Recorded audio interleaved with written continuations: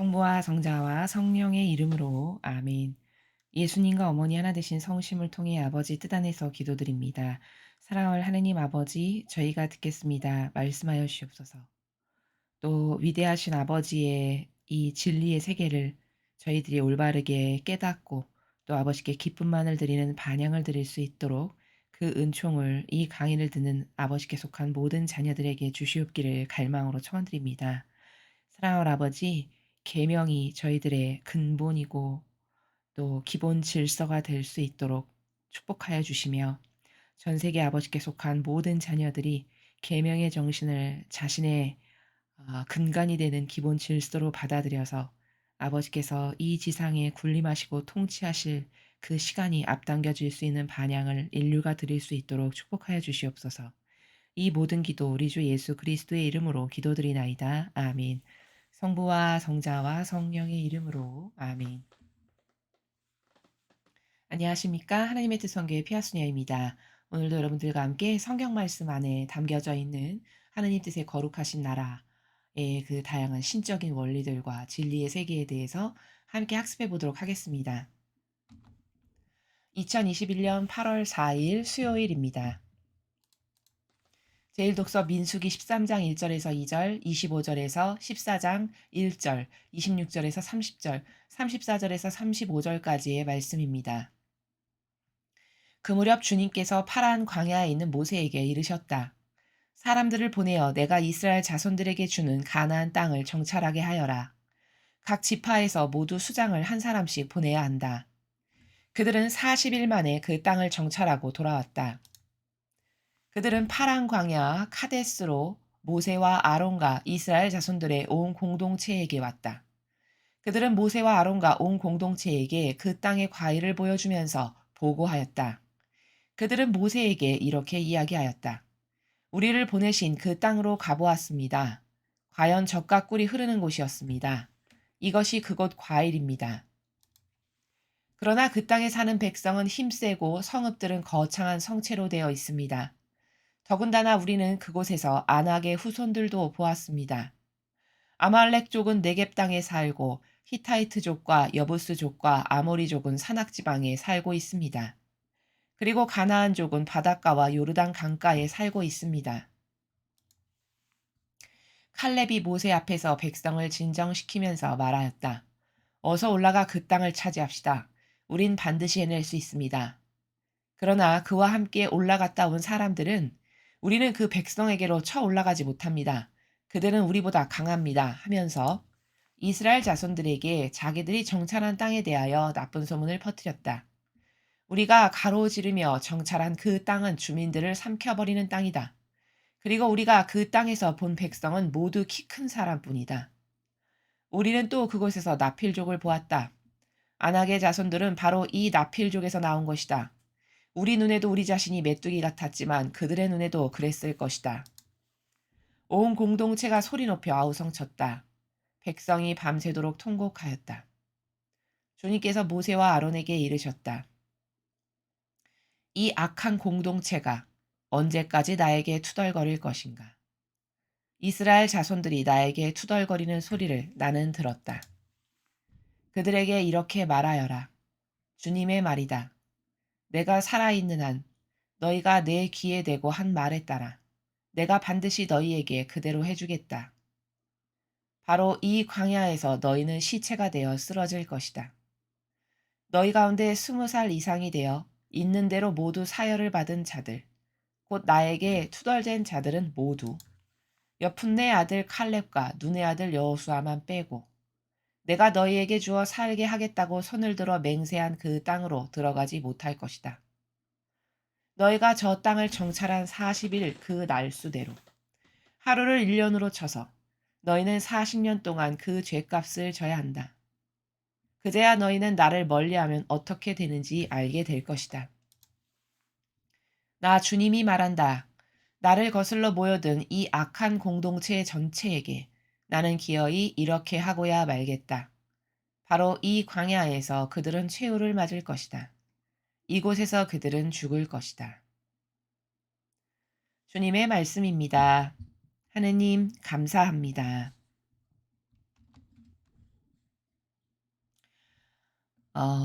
오늘 이 일독서는 여러분께서 평소에 잘 알고 계시고 또 제가 강의를 할 때마다 어 그 동조하고 협력한 죄에 대하여 여러분에게 말씀드릴 때마다 이 일독서의 바로 이 부분을 빌려와서 여러분께 입증을 시켜 드렸던 바로 그 내용입니다. 자, 과연 하느님 아버지의 뜻은 영원하시고요. 완벽하시고 거기 흠결이나 오차가 없으시고 과연 생명력으로 가득하고 창조로 가득하며 그리고 고결하고 아름답습니다.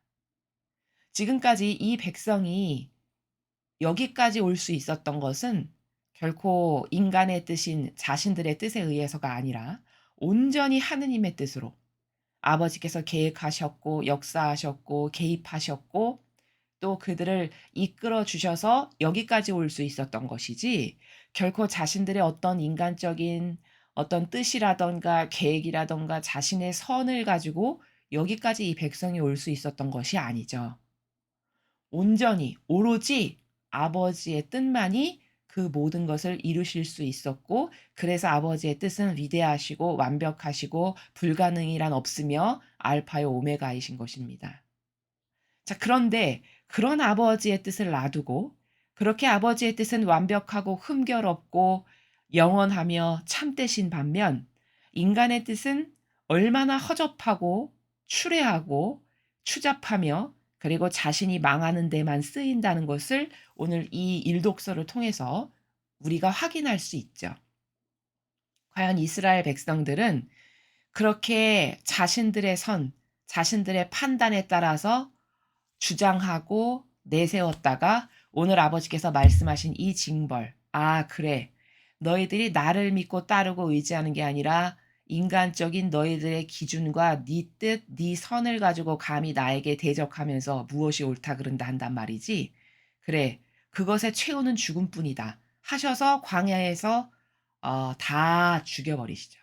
여푼네 아들 갈렙과 여호수아 하느님께 끝까지 충직했고 아버지만을 신뢰했고 믿고 그러니 우리는 아버지 뜻에 의거해서 얼른 쳐 올라갑시다. 하느님이 그렇게 해 주신다고 하셨으니 아버지께서 그 땅을 주신다고 하셨으니 그냥 믿고 가면 될 것이지 라고 해서 하느님께만 의탁하고 순종하고 믿었던 그 두 리더 그리고 이 두 리더의 하나 됐던 백성들 이들 말고 이 아버지의 뜻 아닌 인간의 뜻으로 뭐가 옳으네 그르네 말하며 감히 하느님의 그 절대적인 뜻의 반역을 들었던 이 모든 영혼은 광야에서 다 비참하게 죽었습니다.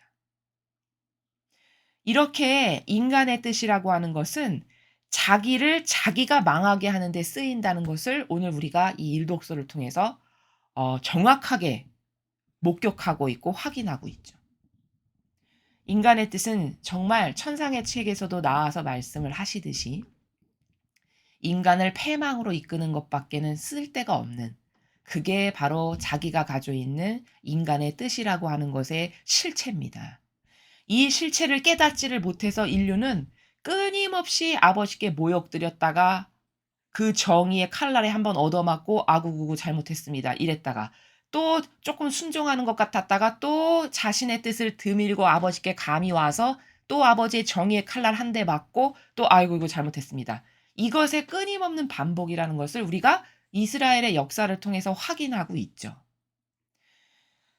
자, 아버지의 뜻, 그 위대하시고 완벽하셨던 아버지의 뜻은 바다를 가르셨고 배고파 죽겠다라고 불평불만하니까 또 가여이 여기셔서 먹을 것을 하늘에서 내리셨고 하나만 먹으니까 지겨워요 하니까 또 불쌍하고 가여이 여기셔서 고기를 내려주셨고 이렇게 징징대는 한계성으로 다 아버지 손안에 있는 한계성밖에는 드러낼 게 없는 이 부족한 인간을 끊임없이 인내하시면서 오늘 여기까지 데리고 오신 거죠. 그리고 이제 결정적으로 과연 내가 축복할 그 땅에 들어갈 만한 반향을 얘네들이 할 수 있을까 하여서 시험을 해보신 거죠. 각각의 지파마다 리더를 뽑아라. 그래서 그 리더를 아버지께서 적과 꿀이 흐르는 축복을 주시고자 하셔서 선택하신 그 땅에 가서 정찰하고 와라. 그리고는 거기 갔다 와서 과연 이 영혼들이 어떻게 반응을 하나 이렇게 보신 겁니다.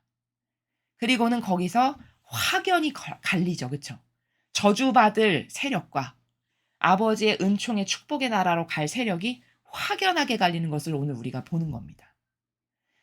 자, 지금 시대도 그렇게 될 겁니다. 이 마지막 시대에도 이렇게 아버지께서 시험을 하나 딱 하시고 어떻게 반영하는가? 나에게 속해서 하나 될 영혼과 끝내 나에게 속하지 않고 나를 거부할 세력을 이렇게 가르시죠. 그리고서는 그 하나님의 뜻에 거부하고 하나 되기를 거부한 자유의지로 그 영혼들은 다 그 광야에서 다 싹 다 죽여버리시는 이런 아버지의 정의를 오늘 우리가 보고 있는 겁니다. 지금도 이 마지막 시대도 그렇게 될 겁니다. 아버지는 지금 끊임없이 기다리고 인내하시는 이유가 여러 가지가 있으신데요. 사실 지금은 우리가 마지막으로 시험을 보고 있는 겁니다. 아버지 입장에서는. 과연 나의 뜻에 하나 되고 나의 뜻에 옳습니다. 전 아버지 뜻만을 따를 겁니다라고 해서 그 자유의지가 나를 선택할 그런 영혼들이 누가 될까를 지금 이렇게 이 마지막 환란의 시대를 통해서 시험을 보고 테스트를 하시는 것이죠. 그리고는 이제 그 기간이 끝나게 되면 아버지는 아버지께 속한 하나 된 세력을 데리고 성화의 시대를 여실 겁니다. 이미 본질의 나라에선 성화의 시대를 이미 여셨고요. 피앗의 교회가 시작이 됐습니다. 사람 눈에 보이는 가시적인 시작, 그것이 아직 이루어지지 않은 것뿐인데 이제 그것도 그리 오랜 시간이 남아있지 않음을 성모님께서 2년 전 1월 1일 메시지에서 말씀을 하셨죠.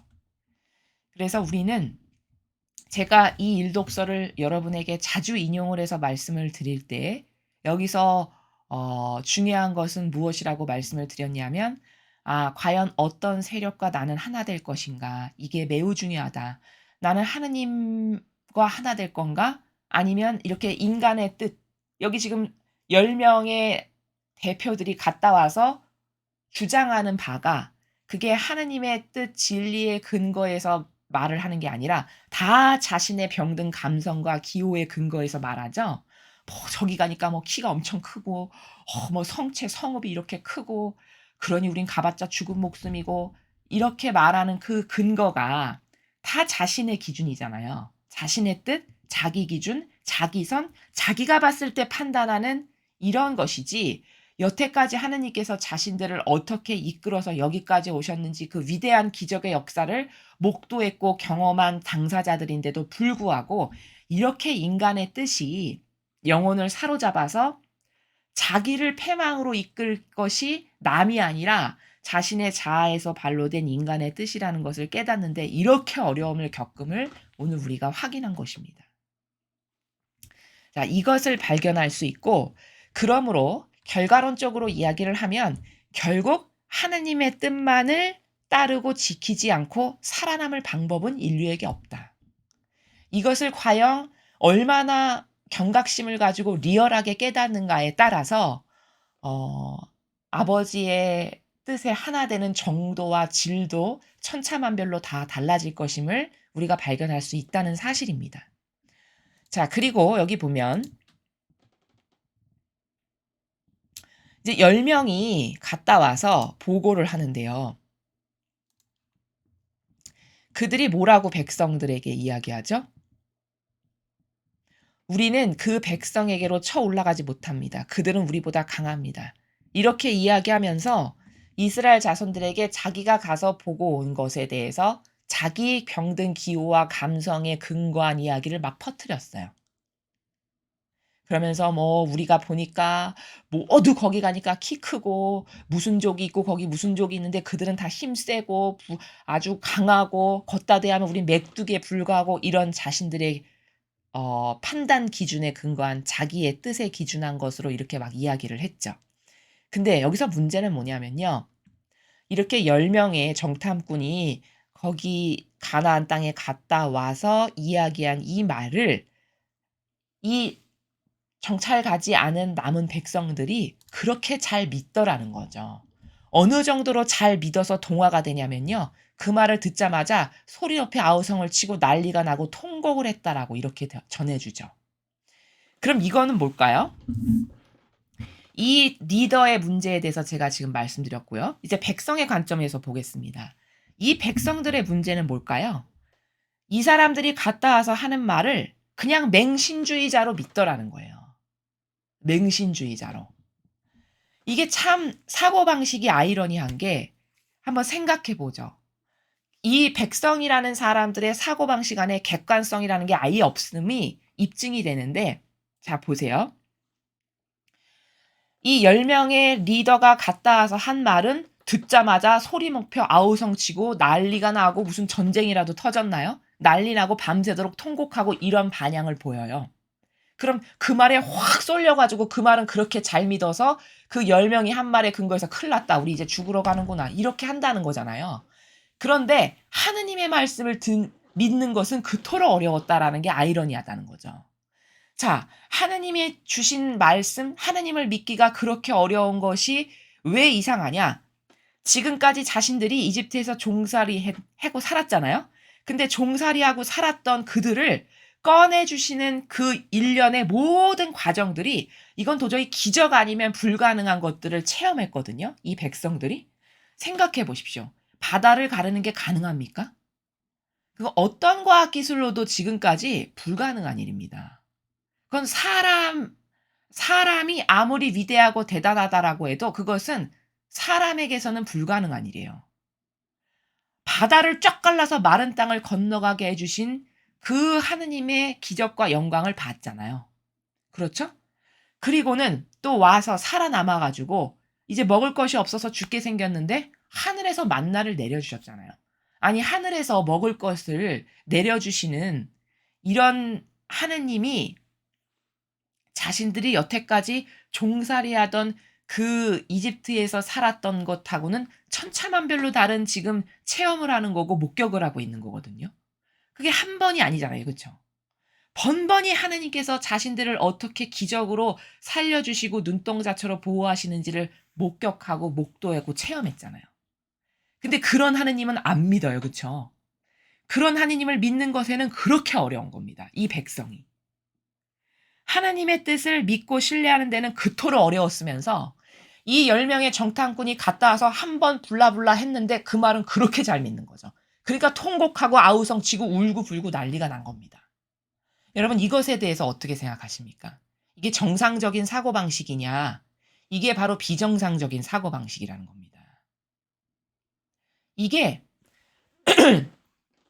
인간이 절대 지성이 동반된 동물이라고 볼 수가 없는 것이 이 정도로 무엇을 믿어야 될 것과 어떤 것에 대해서 분별을 해야 될 것에 대한 기준이 이 정도로 뒤틀려 있고 정반대라는 것이 확연히 입증되는 거죠. 그렇죠? 이 10명의 정탐꾼은 자신들에게 어떤 그런 무슨 기적을 한번 보여주기를 했습니까? 자신들에게 뭘 입증 증거할 팩트를 하나 뭐 전달해 준 게 있습니까? 그런 거 하나도 없는 사람들이거든요. 근데 하느님은 순전히 여태까지 자신들에게 실제적인 팩트와 사실로서 모든 것을 보여주시고 입증하시면서 여기까지 데려오신 거잖아요. 그쵸? 근데 그런 하느님은 안 믿고 가서 그 인간이 뭐 하나 보고 왔는데 필꼬 쳐가지고 자기한테 필꼬 쳐서 이거 큰일 났다라고 가면 죽는다고 이렇게 말한 어떤 기준도 없고 그 따라야 될 어떤 질서에 입각해서 말한 것도 아닌 그냥 자기 병든 감성으로 말한 그것은 이렇게 잘 믿는 통곡하고 아우성칠 만큼 이런 인간의 사고방식이 정상이냐? 이게 비정상이라는 것이죠. 근데 자신이 그렇게 비정상적인 사고방식을 가지고 살아가도 자신이 비정상적인 사고방식으로 뭐가 옳으네, 그르네, 이건 맞네, 틀리네 말하는 이런 것을 믿는다는 것은 가히 이건 진짜 통탄할 만한 일이죠.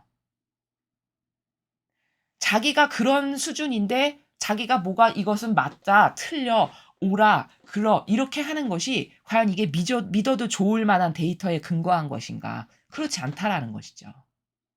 여기 오늘 이 백성의 반향을 통해서 이게 남일이 아니고 이 사람들만 그런 것이 아니라 인간이라는 존재 안에 하느님의 진리의 근거에서 사고할 수 있는 이런 기본이 서 있지 않으면 이 백성과 똑같다라는 겁니다. 자, 그것을 입증할 수 있는 것이 여러분 생각해 보세요. 이스라엘 백성들이 예수님이 오셨을 때 예수님은 그렇게 많은 기적을 보여주시고 뭐 표징이 한두 건이 아니잖아요. 그쵸? 죽은 사람 살려내, 안진뱅이 이렇게 살 뭉들어지는 사람 고쳐내, 중풍병자 들컷 들어서 걸어가게 해, 입만 열면 하느님 아버지의 엄청난 진리를 매일같이 말씀해 주셔, 게다가 먹을 거 없으니까 5천 명을 먹이시는 것을 보여주셔. 뭐 한두 가지가 아니죠. 그러면 이게 팩트고 이게 진실이잖아요. 자신들 눈앞에 실제적으로 펼쳐지는 사실이잖아요. 그럼 이분을 믿어야 되는 게 정상적인 사고방식이죠. 그렇죠? 근데 이런 예수님이 말씀하시는 건 안 믿어. 그리고 바리사야 율법학자가 저건 가짜라고 말하면 그걸 믿어요. 바리사 율법학자가 예수님과 같은 어떤 입증의 어떤 타당한 무엇을 진짜 팩트와 사실로 보여가지고 아 저걸 믿어야 되겠다라고 하는 것을 단 한 개라도 보인 게 있나요? 그런 거 없잖아요. 그렇죠? 그런 거 없단 말이죠. 오히려 자신들이 만든 제도와 전통으로 자기들의 영혼을 억압하고 가두는 세력인데 그 세력에는 그렇게 맹종하고 맹신해요. 아주 충성스러운 마음으로. 그렇죠? 그러니까 어느 정도로 맹신하냐면요. 저거는 가짜고 저거는 하느님을 모독하는 자니까 죽여버려야 된다라고 충동질하니까 옳소 그 죄는 우리와 우리의 후손이 다 받겠습니다. 이렇게 충성적으로 그 바리살법학자랑 하나 됐다는 겁니다. 이스라엘 백성이. 그럼 그렇게 하나 될 때는 뭐에 근거해서 하나 됐냐? 어떤 팩데이터가 있어서 그 사람하고 하나 됐냐? 그거 아니에요. 팩데이터는 오로지 예수님께만 차고 넘쳐요. 그렇죠? 진실과 사실의 데이터는 여기에만 차고 넘친단 말이죠. 근데 진실은 여기서 차고 넘치는데 그 진실은 안 믿고 여기는 진실로 보여준 게 단 한 개도 없는데 여기에는 오로지 마치 공산당에 한번 감화되면은 거기 일평생 끝까지 충성하는 사람과 똑같이 그렇게 맹신하고 충성을 하더라는 겁니다. 이 사고방식이 과연 정상이냐? 이게 비정상이라는 거죠. 이게 정신 착란과도 같은 똑같은 형국이라는 겁니다. 그렇죠. 그래서 예수님이 그렇게 허무하게 돌아가신 거예요. 그분이 진실이고 그분이 사실이고 그분만이 참되고 그분만이 올바른 말씀하셨고 그분에게만 영원성 있고 그분에게만 생명 있고 거기만 고결한 정신이 있는데 그 진짜는 저건 가짜다라고 이들이 말하니까 맞아 가짜래 이렇게 해서 죽여버리고 가짜에게는 죽는 그날까지 맹신주의자로 하나 되는 이게 바로 지성에 근거한 사고방식이냐 아니라는 거죠.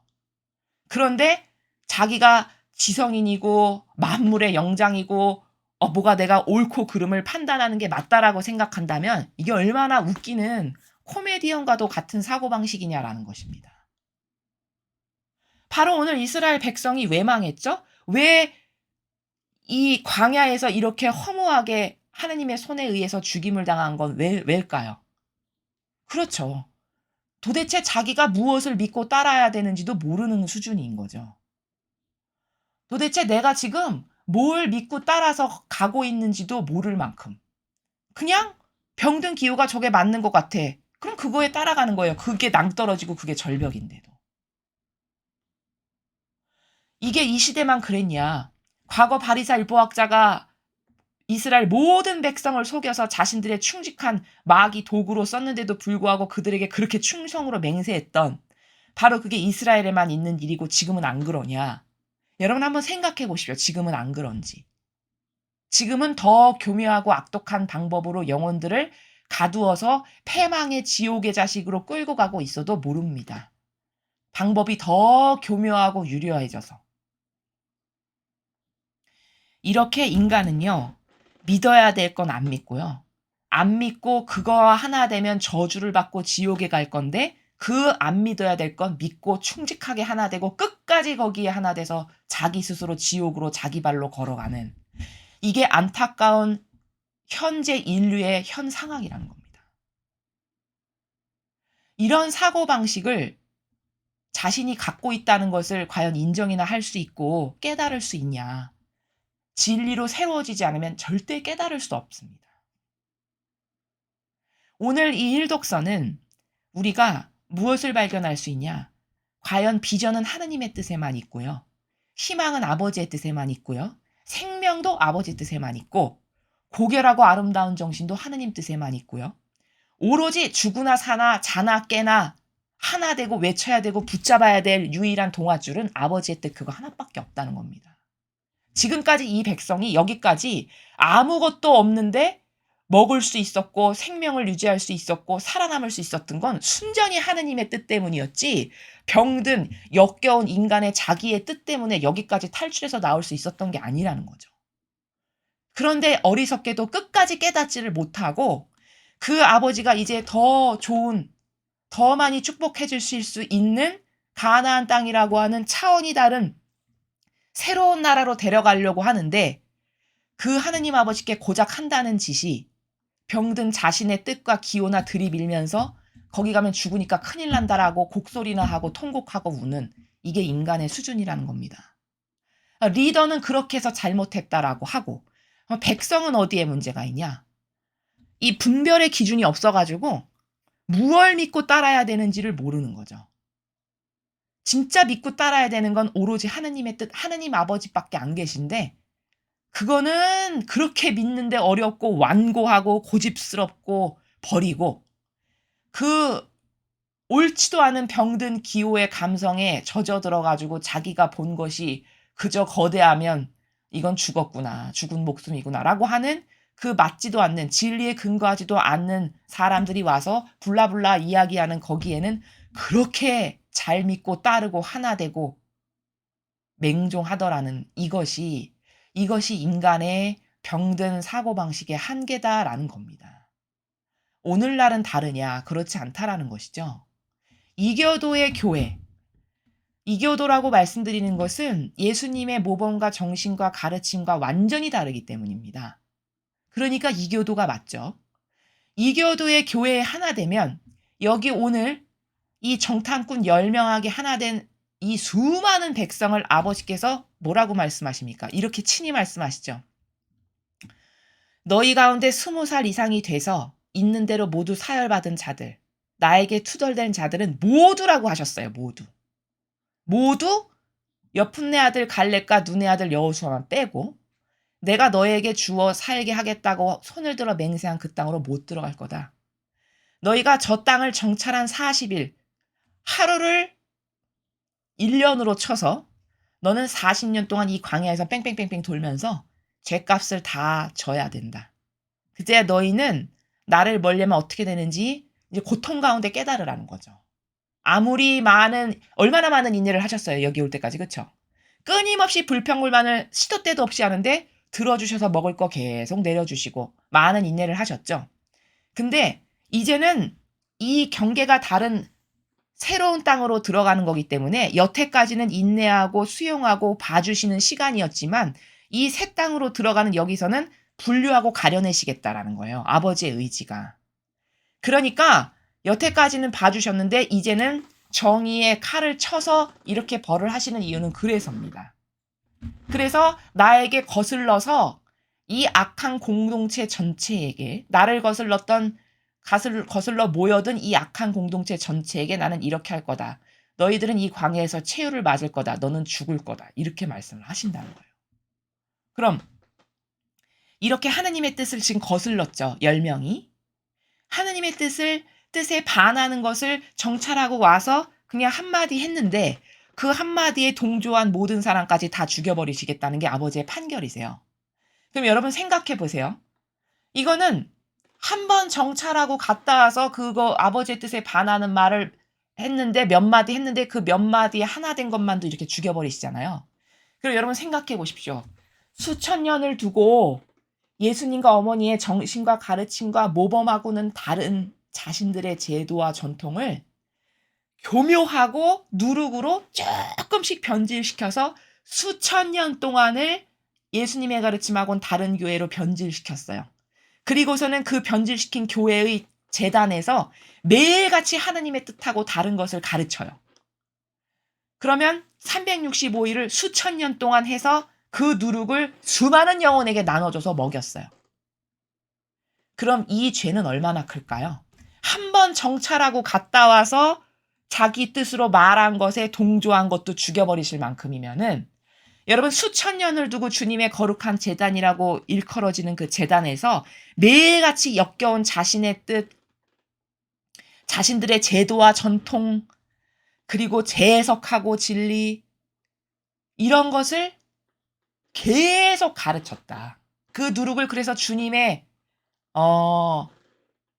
그 사랑을 좀 받고 싶고 하느님과 친교를 나누고 싶고 하느님을 더 알고 싶어서 가까이 다가온 주님의 양들에게 그 누룩을 수천 년 동안 매일 먹이는 일을 전하는 일을 했다. 그럼 이건 얼마나 저주를 받아야 될지 여러분 가늠을 해보십시오. 가늠이 되시죠.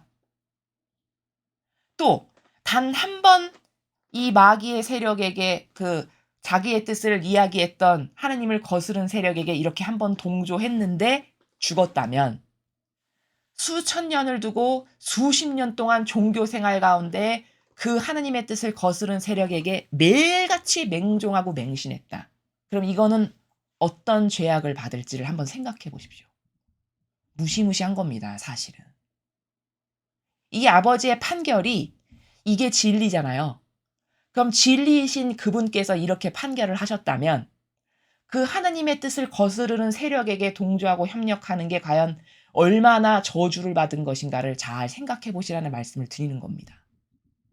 그리고 또한 인간의 뜻은 나를 패망으로 이끄는 진짜 악한 것 중에서도 가장 악하고 독성으로 가득한 것인데 그것을 내가 깨닫지 못해서 매일 하느님 대전 앞에 내 뜻을 내민다면 이게 얼마나 비참한 일인가, 내 영혼에게 얼마나 몹쓸 짓을 내가 하고 있는 일인가를 깨달아야 된다는 것이죠. 사실 오늘 이 일독서는 정말 무서운 내용입니다. 이 일독서를 볼 수 있는 관점이 열리지 않아서 그냥 한번 읽고 넘어가는 것이지 이 일독서에서 아버지께서 왜 이렇게 판결하셨는가를 관점적으로 깨닫게 되면 정말 무서운 일이죠. 아, 하느님의 뜻을 거스르면 저렇게 되는구나를 보여주신 거예요. 하느님의 뜻에 거스른 세력과 하나 되면 결국 영원히 가야 될 것은 저것밖에 없구나, 패망밖에 없구나. 이것을 보여주신 겁니다. 실제적으로. 그러니 우리가 우리의 뜻을 얼마나 두려워하면서 거부하고 멀리해야 되는지, 얼마나 우리의 뜻을 죽여 없애는데 많은 노력을 해야 되는지를 또한 발견할 수 있는 것이고요. 두 번째로는 하느님의 뜻에 거스르는 세력과 하나 되는 것을 정말 그것보다 더 영원히 패망하는 지름길은 없구나. 이걸 알고 그거에서 완전히 벗어나고 거기랑 완전히 끊어버려야 되는 이게 얼마나 중요한가를 또한 깨달아야 된다는 사실입니다. 그래서 인간의 뜻은 천상의 책에 나오는데요. 인간의 뜻은 다 악을 행하는 데 있고 하느님의 뜻은 오로지 선을 행하는 데만 있다라고 말씀을 하셨어요. 인간의 뜻이 그 정도로 악한 겁니다. 그 정도로 악독하고 하느님께 모욕과 역겨움만을 드리고 악취난다고 하세요. 쓰레기와도 같다라고 하시고. 이게 바로 내 뜻인데 그러한 내 뜻을 그게 뭔지도 모르고 매일 꺼내서 쓰는 이 우리들의 경향을 예수님과 어머니 제발 끊어주십시오. 이 제 뜻이 이렇게 악독하다는 걸 오늘 배웠는데 이게 남이 패망하는 게 아니라 내가 내 뜻을 따르다가 내 발로 지옥에 가는 건데 이걸 깨닫지 못해서 한평생 이렇게 가지고 살았는데 저는 이제부터 이거 거부하니까 제발 저에게서 이 제 뜻을 소멸시켜 주시고 없애주세요. 이걸 우린 잠꼬대처럼 예수님과 어머니께 도움을 청해서 그것이 은총이 있어야만 내 뜻도 없앨 수 있는 것이지 우리가 아무리 인간적인 노력을 백년한다 한들 없앨 수 있는 것이 아니죠. 그 정도로 나에게 깊숙한 수십 년의 경향으로 자리 잡았는데 그것을 없애는 게 인간적 노력을 한다라고 해서 되지도 않고 결코 쉬운 일이 아니라는 뜻입니다. 이것은 순전히 은총이 있어야만 가능한 거고 예수님과 어머니께서 도와주셔야만 가능한 것이기 때문에 우리가 오늘 이것을 배웠다면 그리고 내 뜻이 얼마나 악독한 내 영혼을 패망으로 이끄는 것인지를 진짜 깨달았다면 이제부터 우리들이 해야 될 노력은 뭘까요? 그것은 예수님과 어머니께 계속 청원드리는 거죠. 이 제 뜻을 제 방 꺾어서 어머니 발 아래 봉헌드립니다. 예수님의 늑방에 봉헌드립니다. 어머니 제발 이거 가져가 주세요. 예수님 저 이거 싫어요. 이거 제 뜻 제가 절대 원치 않거든요. 그러니 없애주세요. 소멸시켜주세요. 이걸 끊임없이 청원드려서 그 청원을 보시고 예수님과 어머니께서 그 내 뜻을 따르지 않을 수 있는 은총을 주셔야만 이것을 꺾어버릴 수도 있고 극복할 수도 있고 안 따를 수도 있는 것이다. 이 원리를 우리가 깨달아서 이러한 노력의 기도를, 이러한 노력의 갈망과 청원을 하느님 아버지 뜻 안에서 해야 될 것이 우리들의 과제다. 이것을 여러분이 꼭 아시고 그러한 노력을 하셨으면 좋겠습니다. 자, 계속해서 오늘 주신 복음 말씀 함께 보시겠습니다. 마테오복음 15장 21절에서 28절까지의 말씀입니다. 주님 영광 받으소서. 그때 예수님께서 티로와 시돈 지방으로 물러가셨다. 그런데 그 고장에서 어떤 가나안 부인이 나와 다윗의 자손이신 주님, 저에게 자비를 베풀어 주십시오. 제 딸이 호되게 마귀가 들렸습니다. 하고 소리질렀다. 예수님께서는 한마디도 대답하지 않으셨다. 제자들이 다가와 말하였다. 저 여자를 돌려보내십시오. 우리에 대해서 소리 지르고 있습니다. 그제야 예수님께서 나는 오직 이스라엘 집안의 길 잃은 양들에게 파견되었을 뿐이다. 하고 대답하셨다. 그러나 그 여자는 예수님께 와 엎드려 절하며 주님, 저를 도와주십시오. 하고 청하였다. 예수님께서는 자녀들의 빵을 집어 강아지들에게 던져주는 것은 좋지 않다. 하고 말씀하셨다. 그러자 그 여자가 주님 그렇습니다. 그러나 강아지들도 주인의 상에서 떨어지는 부스러기는 먹습니다. 하고 말하였다. 그때 예수님께서 그 여자에게 말씀하셨다. 아, 여인아, 네 믿음이 참으로 크구나. 네가 바라는 대로 될 것이다. 바로 그 시간에 그 여자의 딸이 나았다. 주님의 말씀입니다. 그리스도님 찬미합니다. 예, 오늘 이 복음도 여러분 여러 번 들어보셨던 익숙하신 복음이실 겁니다. 오늘 우리가 여기서 배워야 할 것은 무엇이냐? 자, 이 여인이 가나안 부인이라고 이렇게 소개하고 있죠. 22절에. 그러면 이 여인은 하느님을 아는, 하느님을 믿는 사람이 아니고 이방인 여인입니다. 자, 그런데 배워야 될 건 뭐냐? 이 이방인 여인의 반향을 오늘 우리가 배워야 됩니다. 자, 먼저 지금 이 여인이 자기의 딸이 마귀가 들려서 아픈 거예요. 근데 그것을 부모니까 얼마나 고치고 싶겠어요. 그쵸? 근데 예수님에 대한 소문은 많이 들었던 거죠. 예수님이 그 근방에서 너무 유명하시니까요. 수많은 기적을 펼치시니까. 그러니까 이제 그 가나안 부인이 마침 예수님이 지나가신다는 걸 들었겠죠? 그래서 거기 온 겁니다. 그리고는 크게 외친 거죠. 주님, 다윗의 자손이신 주님, 저에게 자비를 베풀어 주십시오. 제 딸이 마귀가 들렸습니다. 이렇게 외친 거예요. 그랬는데 예수님께서는 여기 보십시오. 23절에 한마디도 대답하지 않으셨다. 이렇게 말씀하시죠. 자, 여러분 예수님이 이렇게 왜 이렇게 하셨을까요? 자비하지 않으셔서? 사랑이 없으셔서? 그거 아닙니다. 사랑 자체신 분이신데, 사랑의 근원이신 분이신데 그러실 리가 없죠. 자, 지금 예수님은 뭘 하시는 거냐면요. 이 여인을 테스트해 보시는 거예요. 시험해 보시는 겁니다. 그러니까 이런 거죠. 예수님은 사람의 마음속 그림자도 아시기 때문에 이 여인의 속성과 근성을 이미 아셨어요. 보시는 순간. 그리고는 저 여인이 은총을 받기에 합당한가 안 한가를 지금 이렇게 테스트해 보시는 중입니다. 그러니까 그렇게 갈망으로 소리 지르는데도 대답 하나 안 하시고 가만히 놔둬보시는 거죠. 지금 그런 행간의 나라입니다. 그러니까 이제 막 시끄럽게 막 외쳐대니까 제자들이 저 여자를 좀 돌려보내시라고. 계속 우리 뒤에서 소리 지른다고. 지금 이렇게 이야기하는 거예요. 23절에서. 그러니까 이제 그 정도 되니까 예수님께서 이렇게 돌아보시면서 나는 오직 이스라엘 집안의 길 잃은 양들에게 파견됐을 뿐이다. 이렇게 대답을 하셨어요. 그러니까 저 말씀은 무슨 뜻이죠? 예수님께서 사랑 자체신데도 먼저 누구에게부터 가셔서 은총을 주기를 원하시냐, 사랑을 주기를 원하시냐, 내 자녀들에게부터 가신다는 말씀이시죠. 그렇죠? 이스라엘 집안의 길 잃은 양들은 누굴까요? 이스라엘 백성 다? 아닙니다. 그 말씀 아니에요. 그러면 이렇게 말씀하셨겠죠. 이스라엘 집안에, 이스라엘 양들에게 내가 파견됐을 뿐이다. 이렇게 하셨겠죠. 근데 길 잃은 양이라고 하셨어요. 그럼 길 잃은 양들은 누굽니까? 목자를 잃어버린 양들.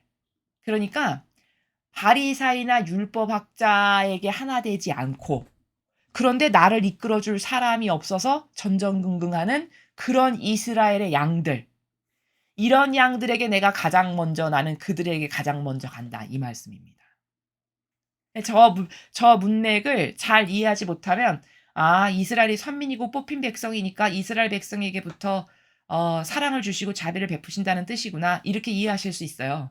근데 저 말씀의 하나하나의 단어와 행간을 보면은 이스라엘 집안에 길 잃은 양들, 길 잃은이라는 단어를 쓰셨단 말이죠.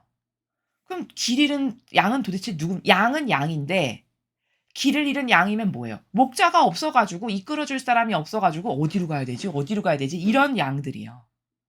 그럼 저 길 잃은 양들이 바리살법학자에게 충직하게 맹종하고 맹신해서 거기 하나 되고 동조한 이런 양들일까요? 그들 아닙니다.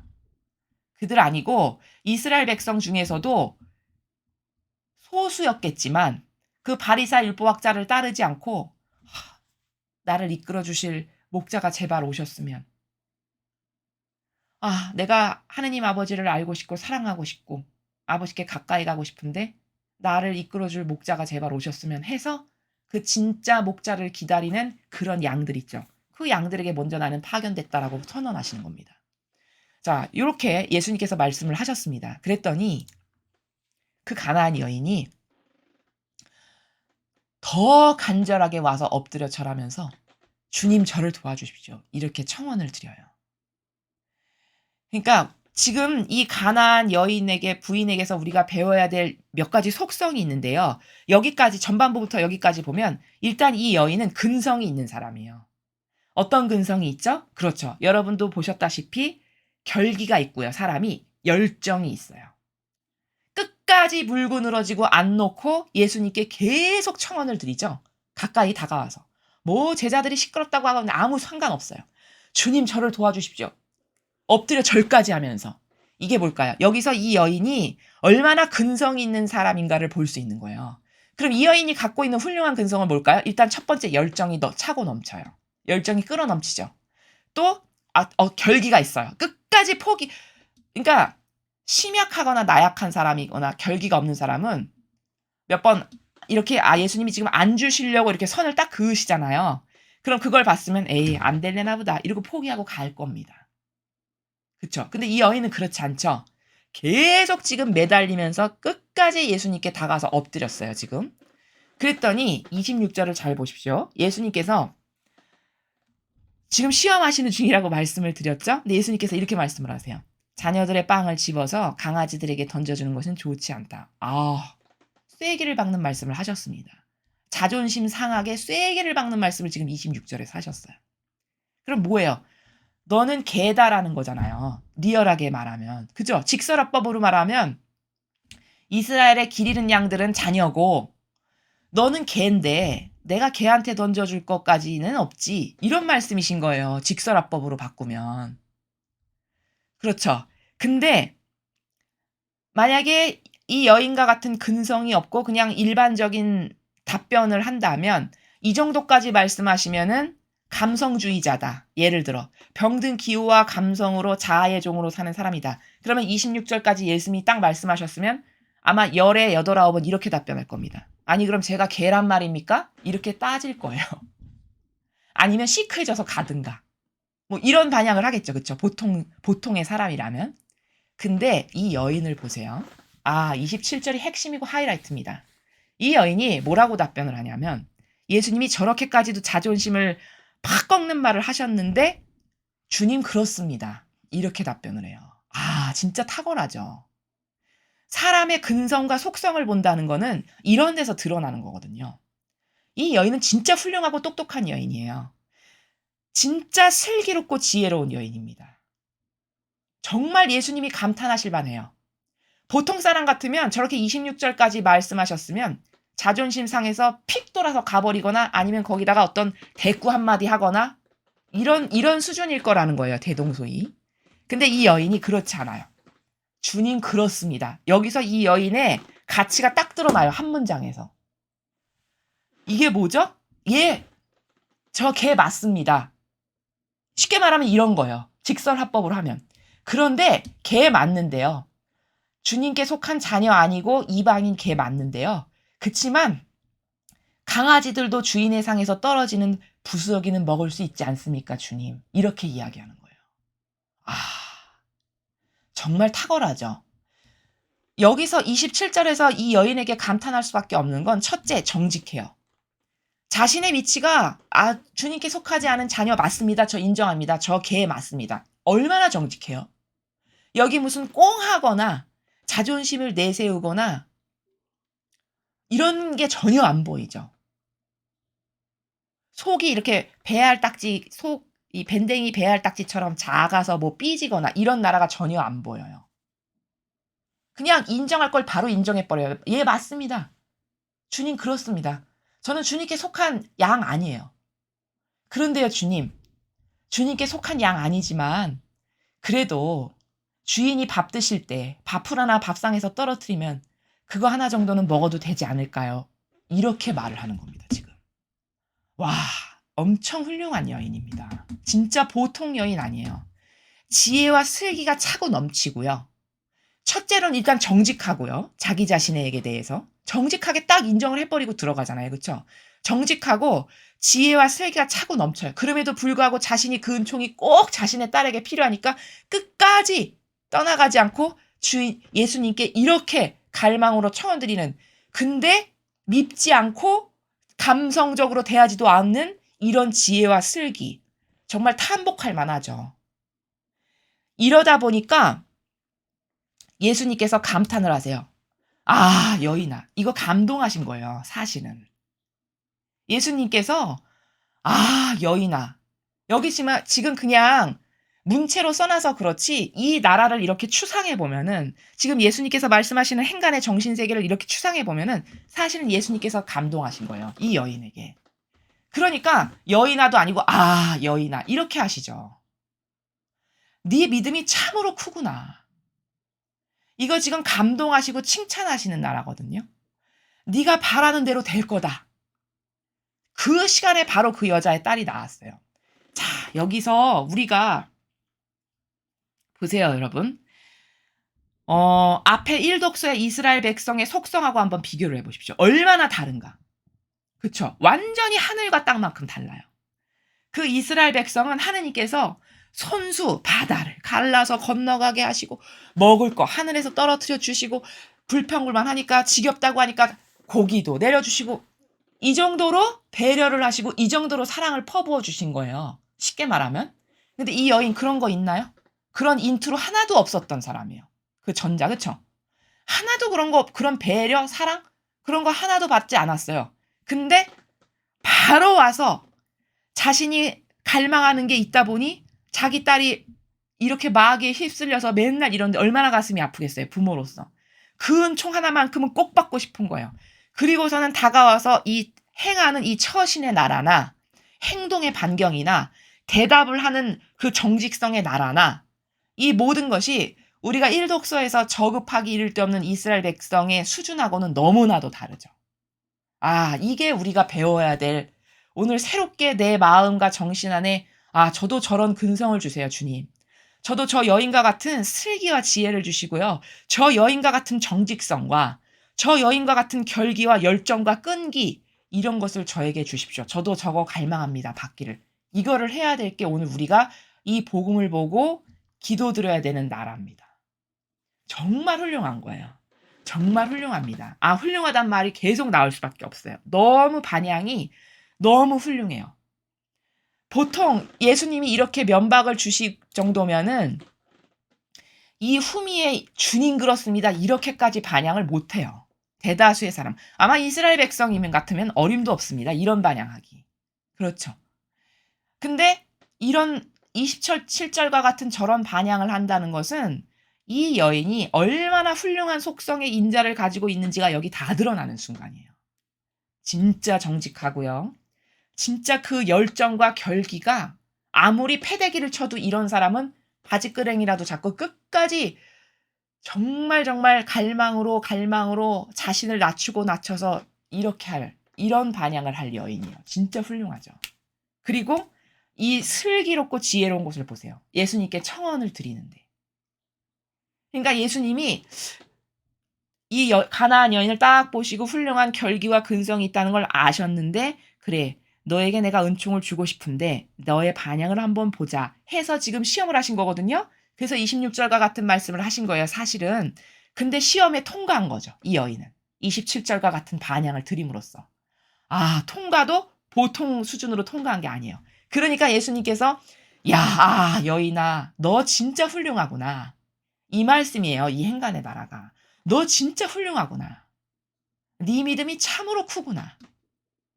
이 행간이 여인이 이제 시험을 봤는데 통과를 해서 너 그 축복받기에 합당하다. 너 진짜 훌륭하구나. 너 근성도 있고 결기도 있고 슬기도 있고 지혜도 있고 쪼잔하게 무슨 자존심이나 내세워서 한마디 했다라고 핑 돌아서서 가는 이런 것도 없고 그릇도 크고 넉넉하고 너 훌륭하다. 너 은총 받을 만해. 그래서 그 딸을 그 시간에 바로 낳게 하시는 은총이 합당해서 그 시간에 그 여자의 딸이 낳았다. 이렇게 되는 겁니다.